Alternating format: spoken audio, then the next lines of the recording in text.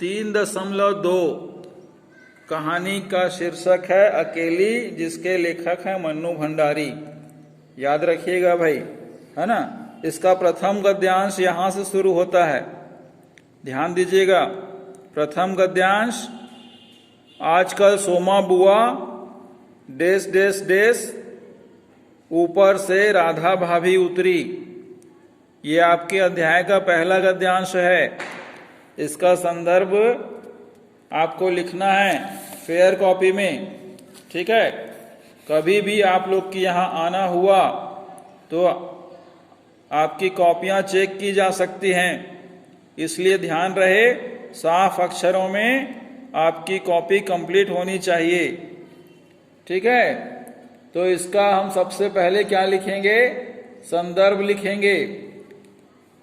प्रस्तुत पद्यांश हमारी पाठ्य पुस्तक के अकेली सिंगल इन्वर्टेड कॉमा कहानी के पाठ से लिया गया है, जिनके लेखक हिंदी के सुप्रसिद्ध कलाकार श्री मन्नू भंडारी जी हैं।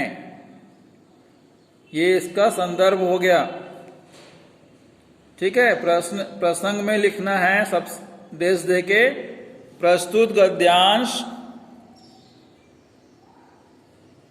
में बुआ के पति, ब्रैकेट में लिखेंगे स्वामी, ब्रैकेट बंद, जो वर्ष में 1 माह के लिए घर आते हैं, तभी बुआ की स्थिति का वर्णन किया गया है।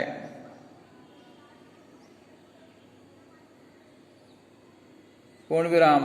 व्याख्या में लिखेंगे, कवि श्री भंडारी जी कहते हैं कि बुआ के स्वामी सन्यासी जी वर्ष में 1 माह के लिए घर आते हैं। इस वक्त वे घर पर आए हुए हैं और पति पत्नी में कहा सुनी हो गई। पूर्ण विराम।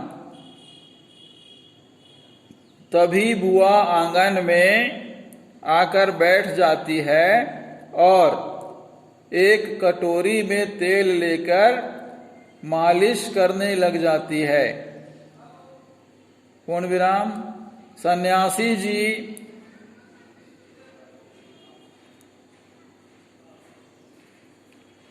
बुआ को कोसते रहते हैं, कोसते रहते हैं मतलब निंदा करते रहते हैं, दोनों में बनती नहीं है। फिर भी बुआ सन्यासी जी का खूब ख्याल रखती है। पूर्ण विराम। इस 1 माह में खूब पकवान बनाए जाते हैं और बहुत मौज मस्ती रहती है।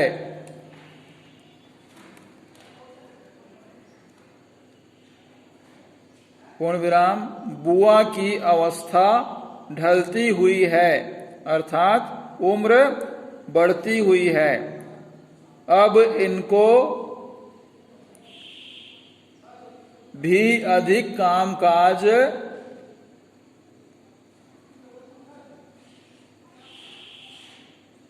तो बनता नहीं।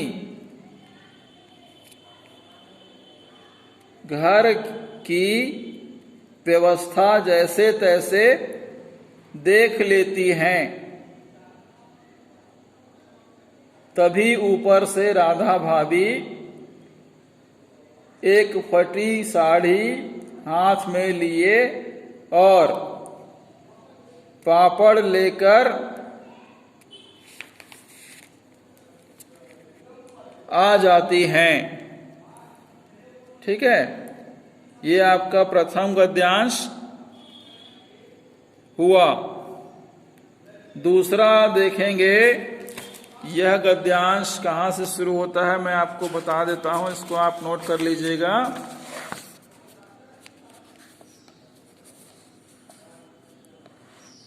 ठीक है, देखिएगा एक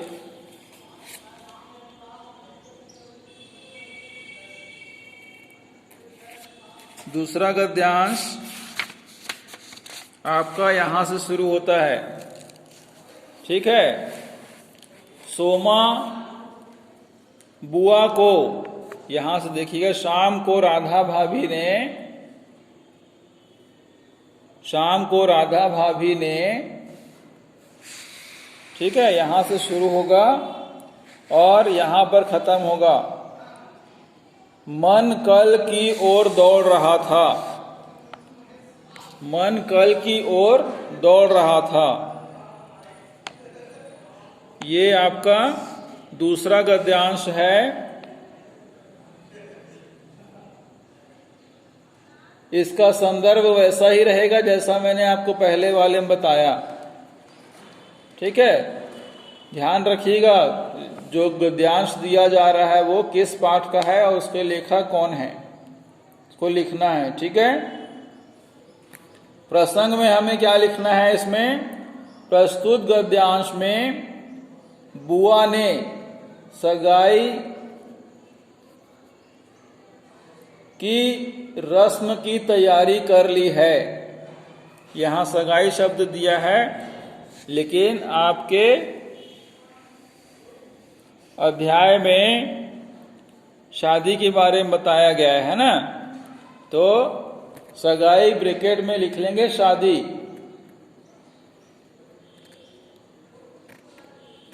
शादी के रस्म की तैयारी कर ली गई है और वे आमंत्रण की राह निहारती हैं। आमंत्रण की राह निहारती हैं अर्थात किसी के द्वारा शादी में बुलाए जाने का इंतजार करती हैं। ठीक है, इस प्रकार से इसका प्रसंग हो गया। अब लिखेंगे व्याख्या।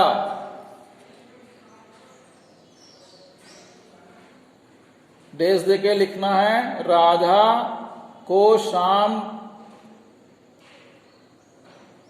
को, राधा ने शाम को बुआ के द्वारा मंगाई गई सारी वस्तुएं उन्होंने सौंप दी, जिसमें चांदी की एक सिंदूरदानी,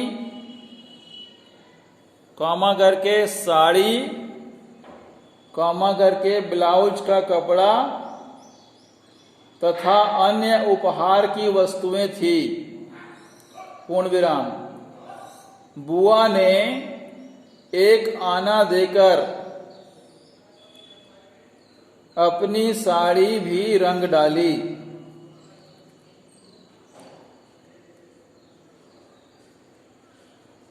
कॉमा करके पीला रंग समधियों को ऐसे शुभ अवसर पर अच्छा भी लगेगा, पूर्ण विराम। बुआ ने इतनी अच्छी उपहार की वस्तुएं देखकर बहुत खुशी जाहिर की और सोचा कि समधिन भी बहुत खुश होंगी इतनी अच्छी उपहार को भेंट देखकर। वे तो मेरी भूरी भूरी, बीच में योजक चिन्ह है, भूरी भूरी प्रशंसा, भूरी भूरी प्रशंसा मतलब बहुत ज्यादा तारीफ करने में भी नहीं चूकेगी।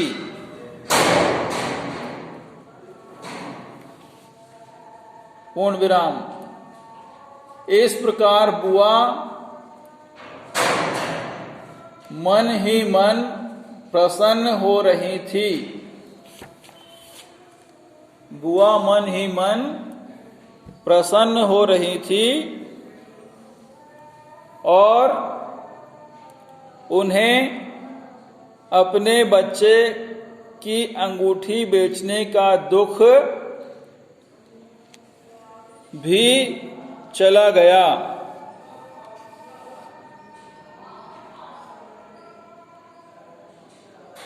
पूर्ण विराम। इस प्रकार से आपका गद्यांश नंबर 2 पूर्ण होता है। ठीक है, बाकी का आपको अगले दिन लिखाएंगे। आप इसे एक बार फिर मैं दोहरा रहा हूं, अच्छे अक्षरों में कॉपी में आपको लिखना है। ठीक है, इनके शब्दार्थों को आप लिख लीजिएगा। पाठ के अंत में शब्दार्थ लिखे हुए हैं, उसको थोड़ा सा याद कर लीजिएगा। ठीक है, एक दो शब्दार्थ मैं आपको बता रहा हूं, उसे भी लिख लीजिएगा। इसमें एक वर्ड आया है, मैंने बोला है गदगद। गदगद का शब्दार्थ होता है बहुत अधिक प्रसन्नता। ठीक है, बहुत अधिक प्रसन्नता।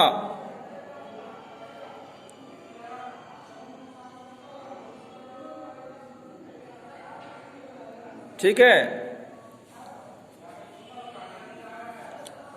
और एक शब्दार्थ लिखिए समधि। समधि का एक ये होता है, रिश्ता होता है। ठीक है, वर पक्ष और वधू पक्ष के जो माता पिता होते हैं वो एक दूसरे के समधि या समधन कहलाते हैं। ठीक है, तो समधि का शब्दार्थ क्या होगा? वर पक्ष या वधू पक्ष के पिता, और समधिन का मतलब होगा वर पक्ष या वधू पक्ष के माता। दोनों का जो रिश्ता होता है वो समधिन कहलाता है। तो इस प्रकार से सामाजिक रिश्ते के अलग अलग नाम होते हैं। ठीक है, और जैसा कि आप सभी जानते हैं कि मनुष्य या हम लोग एक सामाजिक प्राणी हैं। हमें समाज में रहकर लोगों से अच्छा व्यवहार करना चाहिए और शालीनता से सभी के सामने अपने व्यवहार को, अपनी बातचीत को रखना चाहिए। ठीक है, जब कभी दो बड़े व्यक्ति आपस में बात करते हों तो बीच में टोकना नहीं चाहिए और जितना अधिक हो सके अपने से बड़ों को सुनना चाहिए, उससे सीखना चाहिए।